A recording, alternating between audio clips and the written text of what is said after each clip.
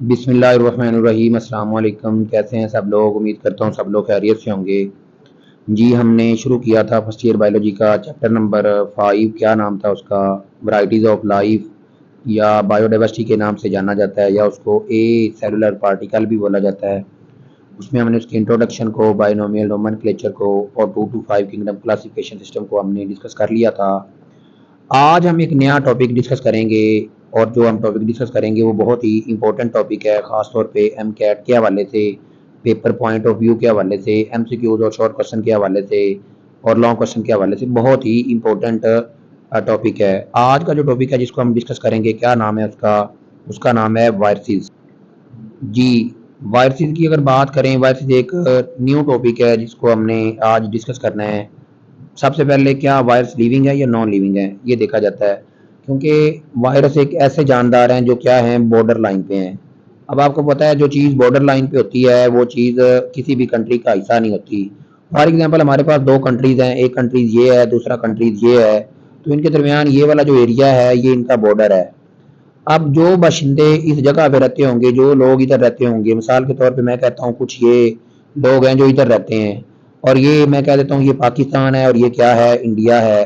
तो जो इधर रहते होंगे उनको आप कौन सा ऑर्गेनिज्म कंसिडर करेंगे? पाकिस्तानी कंसिडर करेंगे या इंडियन कंसिडर करेंगे? क्योंकि वो किसी एरिया का हिस्सा नहीं है, तो इस वजह से वो बॉर्डर लाइन पे हैं। वायरसेस का हिसाब भी कुछ ऐसा ही है। अगर मैं इसको तशबीह दूं कि ये क्या लिविंग ऑर्गेनिज्म है और ये क्या है, नॉन लिविंग ऑर्गेनिजम्स हैं, तो वायरसेस भी कुछ ऐसे ही हैं। जब ये नॉन लिविंग में होते हैं तो ये नॉन लिविंग करेक्टर शो कर रहे होते हैं, लेकिन जब ये लिविंग चीज़ के अंदर होते हैं तो ये क्या कर रहे होते हैं, लिविंग करेक्टर शो कर रहे होते हैं। ये बॉर्डर लाइन है। इन वायरसेस की वजह से जो सेल थ्योरी है वो भी ला नहीं बनी। अगर हम वायरस के लफ्ज़ की बात करें, ये जो वायरस का जो लफ्ज़ है, इस ये कहाँ से ड्राइव्ड हुआ है? ये एक लफ्ज़ है विनोम।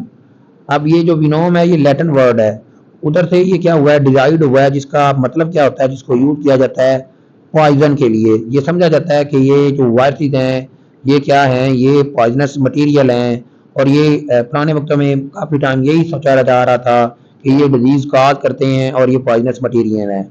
लेकिन अगर वायरसेस की डेफिनेशन की बात करें तो डेफिनेशन कुछ यूं होगी कि ये क्या है, नॉन सेलुलर इन्फेक्शियस एजेंट हैं।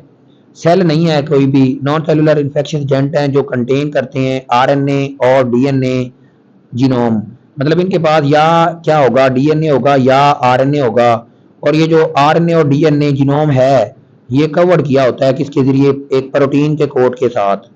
और ये करेक्टर है कि ये रिप्रोड्यूस होते हैं ओनली इन लिविंग ऑर्गेनिज्म, क्योंकि जब ये नॉन लिविंग में होंगे तो ये लिविंग होंगे ही नहीं। तो इस वजह से नॉन लिविंग थिंग्स के अंदर ये रिप्रोड्यूस नहीं करते। ये अपनी रिप्रोडक्शन का जो प्रोसेस है ये ओनली करेंगे लिविंग ऑर्गेनिज्म के अंदर। और काज क्या करते हैं? डिजीज काज करते हैं, like hepatitis, AIDS, small pox. जैसा कि ये सामने आपको डायग्राम में एक वायरस का स्ट्रक्चर नजर आ रहा है, तो इस के स्ट्रक्चर को भी हम थोड़ा सा डिस्कस करते हैं। पहले इसको देख लें। अब जो स्टडी होती है वायरस की स्टडी, उसको बोलते हैं वायरोलॉजी। ये कभी भी can not reproduce on their own, कभी भी खुद ब खुद ये रिप्रोड्यूस नहीं होते। इनको जरूरत होती है होस्ट की। अब होस्ट वो चीज होती है जिसके अंदर ये रह रहे होते हैं। लिविंग ऑर्गेनिज्म जो होता है वो इनके लिए क्या होता है? होस्ट होता है। होस्ट मशीनरी, अब मिसाल के तौर पे ये एक लिविंग ऑर्गेनिज्म है और ये वायरस है। इसकी, इस लिविंग ऑर्गेनिज्म की ये वाली जो मशीनरी है, ये वाली मशीनरी, इस मशीनरी को ये क्या करेंगे? कंट्रोल करेंगे। और ये खुद अपनी अपनी जो तादाद है, अपनी जो कॉपियां हैं, वो क्या करेंगे? बढ़ाएंगे। तो अब हम इस डायग्राम के ऊपर गौर करते हैं। जी, डायग्राम के ऊपर जरा गौर करिएगा। तो ये स्ट्रक्चर आपको एक नजर आ रहा है। इस स्ट्रक्चर के अंदर ये वाला जो आपको रेड पोर्शन नजर आ रहा है, बेसिकली ये जीनोम है, वायरस का जीनोम है, जो किया क्या है, वो डीएनए है। और इसके बाहर आपको ये एक कवर नजर आ रहा है। बेसिकली ये कवर क्या है? प्रोटीन का कोट है। इसके बाहर भी एक कवर नजर आ रहा है। बेसिकली ये क्या है? ये इन्वेल्प है। कुछ वायरस के गिर्द ये होता है, कुछ वायरस के गिर्द ये कवर मौजूद, ये जो इन्वेल्प है ये नहीं होता। दो जो मेजर पोर्शन है जो मौजूद होंगे, एक उसका कोर जिसके अंदर उसका जीनोम मौजूद होगा, और दूसरा उसका ये प्रोटीन का जो कोट है जिसको कैप्सिड बोलते हैं। ये सारे वायरसेस के अंदर मौजूद होता है। लेकिन ये बाहर वाला जो येलो कवर है जिसको इन्वेल्प बोला, ये सारे वायरसेस का फैक्टर नहीं है, सारे वायरसेस में ये मौजूद नहीं होता। उसके बाद अगर हम इसकी हिस्ट्री की बात करें, अब हम देखते हैं इसकी हिस्ट्री को। तो ये कहा सोचा जाता था कि जो वायरल डिजीज हैं नाउन फॉर सेंचुरीज, काफी अरसा दराज तक ये देखा जाता था कि ये वायरस जो हैं वो क्या करते हैं, डिजीज काज करते हैं। जैसा कि सामने आपको फिगर नजर आ रही है, तो इस पर्सन के चेहरे के ऊपर डिफरेंट तरह के आपको डॉट निशान नजर आ रहे हैं। तो ये जो निशान नजर आ रही है डिजीज के ही निशान हैं, जो क्या कौन काज कर रहा है, जो वायरसेस कॉज कर रहे हैं। अगर हम इसकी हिस्ट्री में सबसे पहले बात करेंगे वैक्सीनेशन के प्रोसेस की। अब जो वैक्सीनेशन का जो प्रोसेस पहला प्रोसेस है वो बेसिकली स्मॉल पॉक्स के अगेंस्ट वैक्सीनेशन का प्रोसेस हुआ था। मैं थोड़ा सा इसके बारे में बता दूं, फिर उसको रीड आउट कर देते हैं। सबसे पहले ये डायग्राम को ज़रा गौर करिएगा। ये सामने आपको डायग्राम नज़र आ रही है, ये वाली डायग्राम, ये सेकंड वाली डायग्राम। इसके ऊपर ये साइंटिस्ट आपको नज़र आ रहा है, ये एक बच्चा नज़र आ रहा है, ठीक है। तो इस साइंटिस्ट का क्या नाम है? इस साइंटिस्ट का नाम है एडवर्ड जेनर। इसने 1796, ये इधर मिस्टेक है, इसको थोड़ा सा करेक्ट कर लीजिएगा। इसने क्या किया, पहली दफा वैक्सीनेशन का प्रोसेस किया एक 8 ईयर बॉयज। अब उसका नाम क्या था? उसका नाम था जेम्स फिलिप, ठीक है। क्योंकि उस वक्त ये एक वबा फैली हुई थी स्मॉल पॉक्स की, जिसकी वजह से लोगों की अमवात वाक़या हो रही थी। तो इस बंदे ने क्या किया, पहली दफा जो वैक्सीनेशन का जो प्रोसेस है उसको डिस्कवर किया। कैसे किया? इसने कुछ मटेरियल लिया, किधर से? From cow pox. अब ये जो काउ पॉक्स है बेसिकली इसमें लयन प्रोड्यूस हो जाते हैं। काओ बेसिकली गाय को बोलते हैं। गाय की बॉडी के ऊपर क्या बन जाते हैं? छोटे छोटे दाने बन जाते हैं, छाले बन जाते हैं, जिनको लयन बोला जाता है। उनके अंदर क्या होता है? रेशा टाइप मटेरियल होता है। उधर से इसने क्या लिया, मटेरियल लिया, और उसको क्या किया, इंजेक्ट किया। Small pox after 6 week boys remain healthy. अब हुआ क्या कि इसने सबसे पहले ये मटेरियल लिया काउ पॉक्स से, उसको बच्चे को इंट्रोड्यूस करवाया। और एक पर्सन था जिसको क्या थी, स्मॉल पॉक्स थी, उसका कुछ मटेरियल लिया। उसकी बॉडी के ऊपर भी क्या बनते हैं, लयन प्रोड्यूस होते हैं। उसकी लयन से दोबारा इसने इसको इंजेक्ट किया इस बेबी बॉय के अंदर, ठीक है, जिसकी उम्र कितनी थी, 8 साल। और उसने देखा कि इस बच्चे को स्मॉल पॉक्स नहीं हुई। तो इसके बाद इसने ये वाला जो कंसेप्ट था, ये वाला जो प्रोसेस था, ये जो वैक्सीनेशन का प्रोसेस था, इसको 23 पीपल को मजीद इसने वैक्सीनेशन का जो प्रोसेस है किया, जिसकी वजह से वो सारे के सारे जो लोग थे वो स्मॉल पॉक्स से उन्होंने वो क्या हो गए, सेहतयाब हो गए, रिकवर हो गए।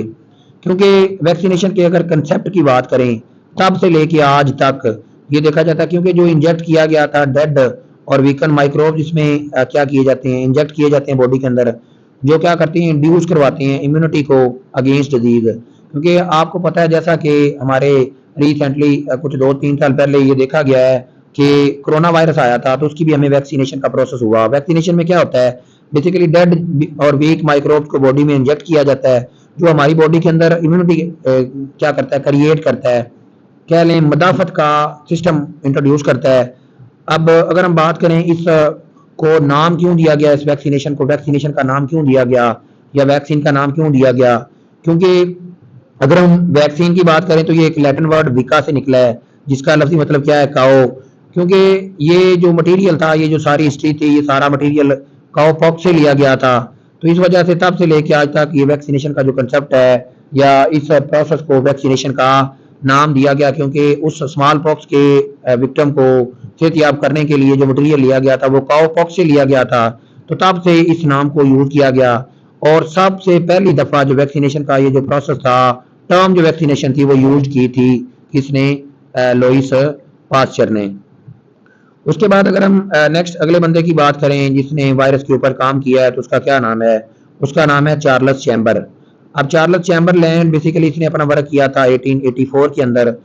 इस बंदे ने ये अपना काम कर रहा था किसके साथ, लोइस पास्चर के साथ। इसने क्या किया, इसने कहा कि जो बैक्टीरिया हैं वो can not pass porcelain filter paper. अब पोर्सलिन फिल्टर पेपर एक फिल्टर पेपर की टाइप्स है, जिसकी खासियत ये है कि मिसाल के तौर पे अगर मैं कह दूं ये एक फिल्टर पेपर है और ये कौन सा, पोर्सलिन फिल्टर पेपर है, इसके अंदर जो पोर्स हैं उनका जो साइज है, उनके पोर्स का साइज वो 10 से लेके 1000 नैनोमीटर तक पर पोर्स होता है। अब ये कह सकते हैं कि इतने इस पेपर के अंदर क्या होते हैं, पोर्स होते हैं। अब इस बंदे ने कहा, चार्ल्स चैम्बरलैंड ने कहा कि ये जो पोर्सलिन फिल्टर पेपर है इसमें से बैक्टीरिया नहीं गुजरते, लेकिन रेबीज, रेबीज बेसिकली बीमारी है जो कि बावले कुत्ते या बावले किसी भी जानदार के काटने की वजह से हो जाती है। हल्के कुत्ते की काटने की वजह से, बिल्ली के काटने की वजह से, फॉक्स के काटने की वजह से ये हो जाती है, इसको रेबीज बोलते हैं। उसने कहा कि जो रेबीज फैलाने वाले एजेंट हैं वो इस फिल्टर पेपर में से भी क्रॉस कर जाते हैं, लेकिन ये जो बैक्टीरिया हैं ये इस फिल्टर पेपर में से क्रॉस नहीं करते। तो वायरसेस क्या हैं, ये डिजीज काज करते हैं that can cross liquid, people thought it was liquid. अब ये इसी बात को उसने तस्दीक की है, सामने आपको प्रोसेस नजर आ रहा होगा। तो इसमें चीज़ों को जब ये फिल्टर किया गया तो इसमें देखा गया कि इस फिल्टर पेपर में से जो बैक्टीरिया थे वो गुजर रहे थे, लेकिन कुछ इस लिक्विड के अंदर कुछ चीज़ें पास आउट हो रही थी। तो जब उनको मजीद देखा गया तो वो क्या थे, वो बेसिकली राइबिस के क्या थे, एजेंट थे। उसके बाद अगर हम बात करें अगले बंदे की जिसने वर्क किया, लिवेनोविस्की, इसने अपना सारा काम किया कब 1892 के अंदर। इसने बेसिकली फिल्टरेबल जो एजेंट थे तंबाकू मोज़ेक वायरस के ऊपर, इसको इसने क्या किया था, डिस्कवर किया था। ये तंबाकू प्लांट है, ये हुक्का पीने के लिए जो हम सिगरेट के अंदर बेसिकली तंबाकू होता है वही प्लांट की बात हो रही है। तो इसके जो पत्ते हैं इनके ऊपर आपको छोटे छोटे निशान नजर आ रहे हैं, ये मोज़ेक टाइप। तो बेसिकली ये वायरस का अटैक है। इस बंदे ने, लिवेनोविस्की ने क्या किया था, इन एजेंट को इनके फिल्टरेबल एजेंट को इनके बारे में बताया था। और इसने जो काम किया इस का वर्किंग कुछ इस तरह से थी कि मतलब ये वाले जो आपको सामने ये डायग्राम नजर आ रही है, इसने ये तंबाकू मोज़ेक प्लांट है जिसको तंबाकू का प्लांट है जिसको मोज़ेक वायरस या कह ले तंबाकू मोज़ेक वायरस का इफेक्ट हुआ है। इसने इसका क्या बनाया, जूस बनाया, और जूस बनाने के बाद इस जूस को इसने क्या किया, फिल्टर किया। फिल्टर कर इसको लगा कि इसके ऊपर क्या है, बैक्टीरियल अटैक है, लेकिन जब फिल्टर करने के बाद इसने बैक्टीरिया फ्री फिल्ट्रेट को गुजारा एक हेल्दी प्लांट के ऊपर, तो इसने देखा कि हेल्दी प्लांट के पत्ते भी क्या हो रहे हैं, खराब हो रहे हैं। तो इस वजह से इसने कहा कि इसके अंदर कुछ ऐसे चीज़ें हैं जो क्या हैं, बैक्टीरिया के साइज से भी छोटी हैं, जो क्या करती हैं, डिजीज काज करती हैं। उनको नाम दे दिया इसने तंबाकू मोज़ेक वायरस का, क्योंकि ये पत्ते के ऊपर मोज़ेक की तरह खूबसूरत अंदाज में ये निशान बना रहे होते हैं। तो इस वजह से इसको नाम दे दिया गया तंबाकू मोज़ेक वायरस का। इसके अलावा फूड एंड माउथ डिजीज के कुछ वायरस को भी क्या किया गया, डिस्कवर किया गया 1898 के अंदर। येलो फीवर के वायरस को भी डिस्कवर किया गया 1901 के अंदर। अब ये जो दोनों डिजीज हैं, ये शॉर्ट क्वेश्चन के लिए पूछा जा सकता है कि येलो फीवर का जो वायरस है उसको कब डिस्कवर किया गया, फूड एंड माउथ डिजीज का कब डिस्कवर किया गया। इसके बाद अगर बात करें, एक साइंटिस्ट था स्टैनले, ये वो बंदा था जिसने पहली दफ़ा जिसने क्या किया, क्रिस्टलाइजेशन की या कह लें प्योरीफाइड किया फिल्टरेबल एजेंट को। कौन से फिल्टरेबल एजेंट, टीएमवी के।